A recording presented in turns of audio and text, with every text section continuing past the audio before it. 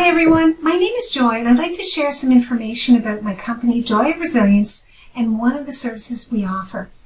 Hypnosis as a way to transform your life by tapping into the subconscious and using it to develop good habits and break habits that aren't working for you. This is the first in a series of short videos that explain what hypnosis is, where it comes from, and the amazing things it can do for you. This first video covers some of the myths about hypnosis, and in later videos I'll be sharing some of the incredible stories of healing and achievement that come about through this modality of growth work. First thing I want to talk about is some of the beliefs that we have and how they guide our behavior.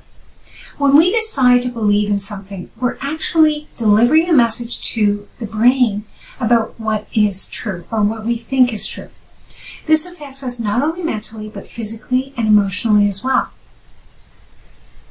Now, the expectation, that is the self-fulfilling prophecy, which is a term that you've probably heard about, it comes from R.K. Merton.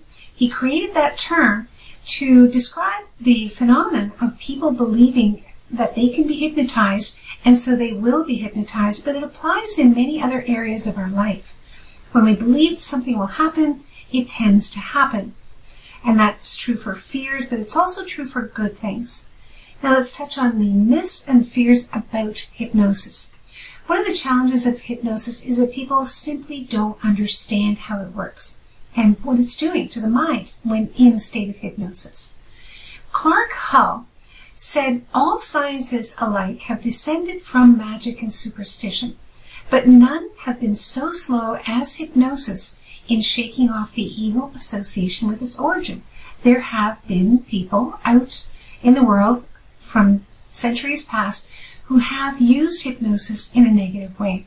But one of the first myths I'd like to point out is that when you are able to be hypnotized, people think it's because you have a weak mind, and that's just not true. People who have strong IQs, imagination, and the ability to focus can be hypnotized, so anybody can. The only power that exists is in the power of the hypnosis subject. So you always have control, you always have agency. The other thing is a lot of people are afraid of being humiliated when under hypnosis. But really the people that go to stage hypnotists and perform with the subjects are people who really just want to have fun. And so they naturally allow themselves to be hypnotized and follow the guidance and instruction of the hypnotist during the stage performance. Now the subject always has control because the subject is not asleep.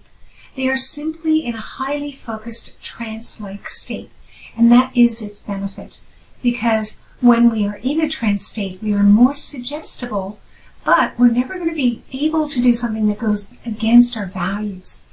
So, for this reason, I think hypnosis is one of those modalities of healing and growth work that people really tend to avoid because of those negative associations. And people will even say that they haven't been hypnotized, even though they have been. But the thing is, hypnosis doesn't put you unconscious. You are still listening to the hypnotist, and you are still following their instructions. All they're doing is making suggestions that you give them so that the suggestions take hold in our unconscious. It's impossible to stay in a hypnosis state.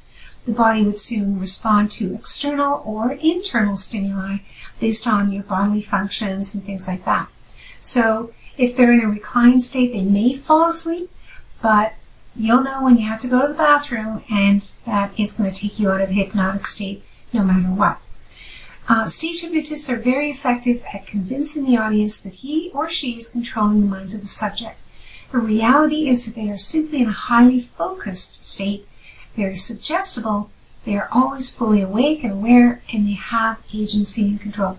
That is a key fear, and one that I can reassure you just is simply not true.